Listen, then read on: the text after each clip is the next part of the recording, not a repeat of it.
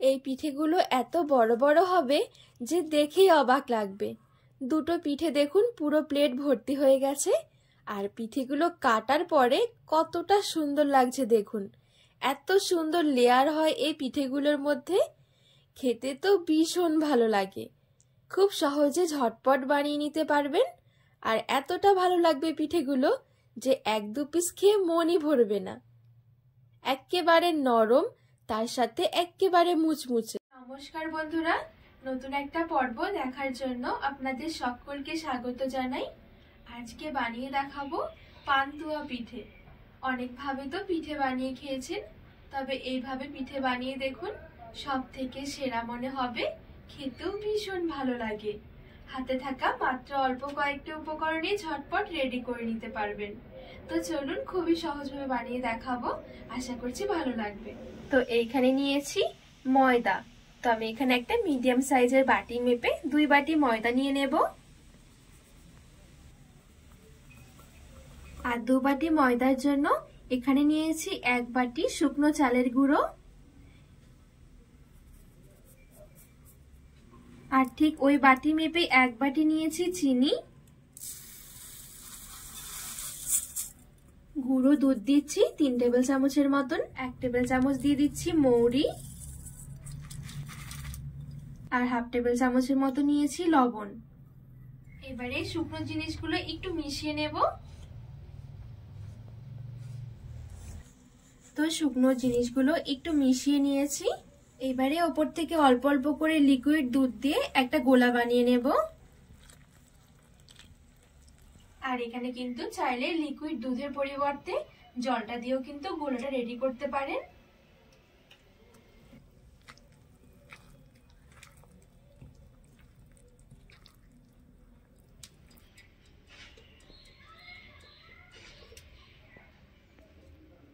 তো এখানে অল্প অল্প করে দুধ দিয়ে আমি একটু মিশিয়ে নিয়েছি। আর এখন দেখুন এই গোলাটা ঠিক এইরকম রয়েছে, না খুব বেশি পাতলা না খুব বেশি ঘন।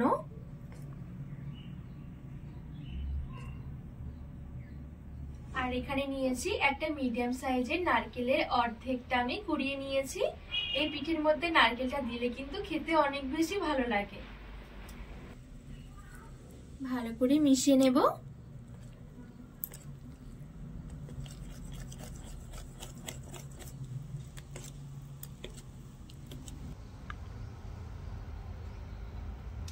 তো এখানে নারকেলটা দিয়ে খুব ভালোভাবে মিশিয়ে নিয়েছি। পিঠে তৈরি করার জন্য এখন কিন্তু পিঠের এই গোলাটা একেবারে রেডি হয়ে গেছে। তো এইবারে চলুন আমি পিঠেগুলো তৈরি করে দেখাই। এবারে এদিকে পিঠে ভাজার জন্য কিছুটা তেল আমি গরম করে নেব। এবারে এদিকে যে পিঠের জন্য গোলা রেডি করে রেখেছি, এখান থেকে আমি হাত দিয়ে কিছুটা মতো নিয়ে নিচ্ছি। এবারে গোল করে বড়ার আকারে ছেড়ে দেব।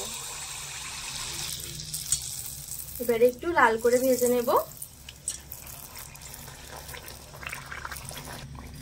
তো এখানে দেখুন এই পিঠেটা আমি খুব সুন্দরভাবে লালচে করে ভেজে নিয়েছি। গরম তেলে কিন্তু পিঠেগুলো ভাজতে হবে। এবারে পিঠেটা আমি আবারও গোলার মধ্যে নিয়ে নিচ্ছি।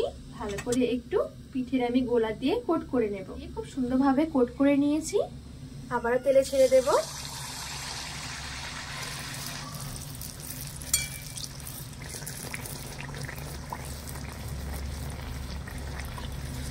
তো এই দেখুন পিঠেটা আমি আবারও লালচে করে ভেজে নিয়েছি।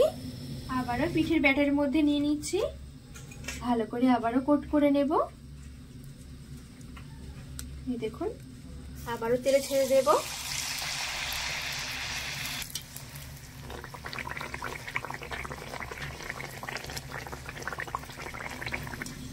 তো এই দেখুন আবারও খুব সুন্দরভাবে ভেজে নিয়েছি। আবারও পিঠেটা তুলে আমি পিঠের ব্যাটারের মধ্যে কোট করে নেব।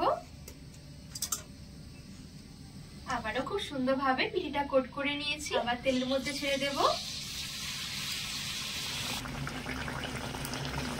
আবারও পিঠেটা আমি লালচে করে ভেজে নিয়েছি। আবারও এই পিঠের ব্যাটারে কোট করে নেব। এভাবে কিন্তু বারবার পিঠের ব্যাটারে কোট করে ভেজে নিতে হবে। তো এখানে আবারও কোট করে নিয়েছি। আবারও তেলে ছেড়ে দেব।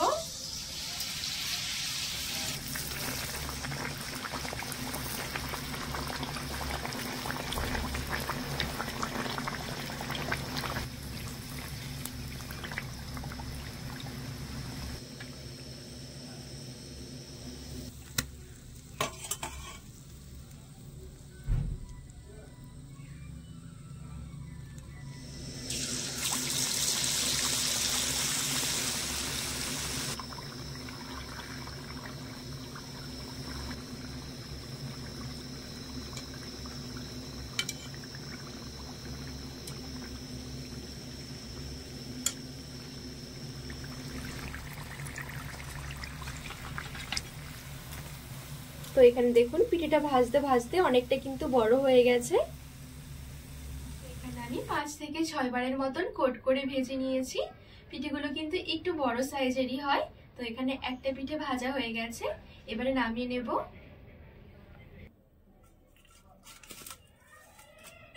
সেম ভাবে আমি আরো একটা পিঠে রেডি করে নিয়েছি। আর এই দেখুন দুটো পিঠেতে পুরো প্লেট ভর্তি হয়ে গেছে। এইবারে এই পিঠেগুলো কেটে নিতে হবে।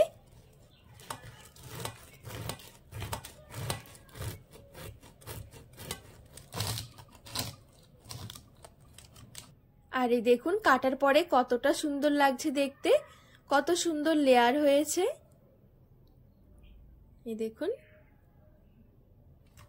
এইবারে এখানে আমি একটা পিঠেকে 4 ভাগে ভাগ করে নেব, যেহেতু অনেক বড় বড়। এই দেখুন কতটা সুন্দর লাগছে দেখতে, পিঠেগুলো কতটা লেয়ার হয়েছে।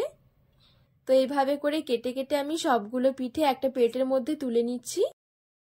খুব সুন্দরভাবে সাজিয়েও নিয়েছি। আর এবারে একটা পিঠে আপনাদেরকে দেখাই কতটা নরম তুলতুলে হয়েছে। যেমনি নরম তুলতুলে তেমনি কিন্তু মুচমুচে, যেহেতু চালের গুঁড়ি দেওয়া হয়েছে পিঠের মধ্যে, খেতে ভীষণ ভালো লাগে।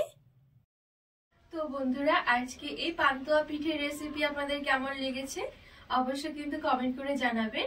আর রেসিপি ভালো লাগলে চ্যানেলটিকে সাবস্ক্রাইব করে পাশে থাকার অনুরোধ রইল।